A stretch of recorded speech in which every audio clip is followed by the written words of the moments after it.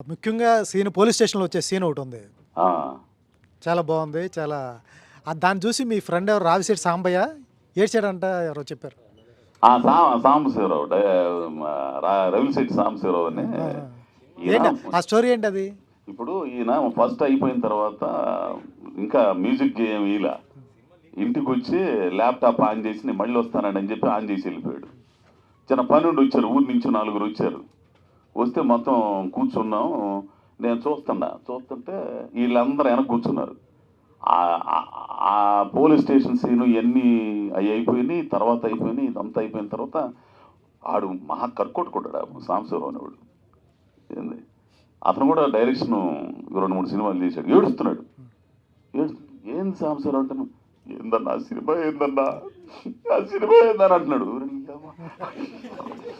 అయింది నేను నిజంగా నచ్చిందా లేకపోతే డ్రామా చేస్తున్నాను అని ఏందన్నా ఇట్లాంటి సినిమా కూడా ఉంటుందా అని అంటున్నాడు.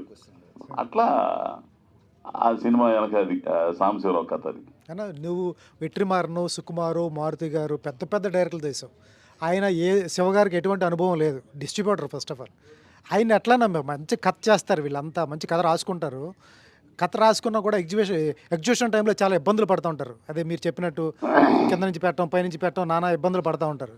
ఇవన్నీ ఎలా నమ్మావు? ఎందుకంటే అంటే ఇది భలే పాయింట్ అబ్బాయి.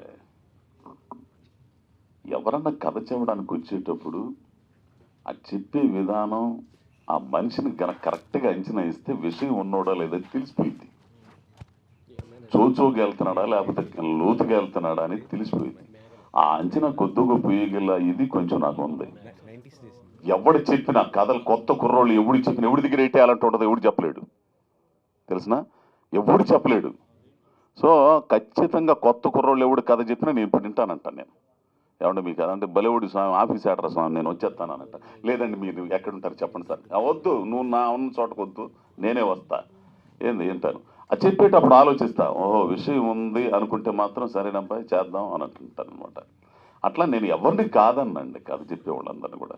శివ కథ చెప్పేటప్పుడు అది చెప్పే తీరు ఉంటుంది. దాన్ని బట్టి అర్థమైపోయింది విషయం ఉన్నోడని. అదే అడుగుతున్నా కానీ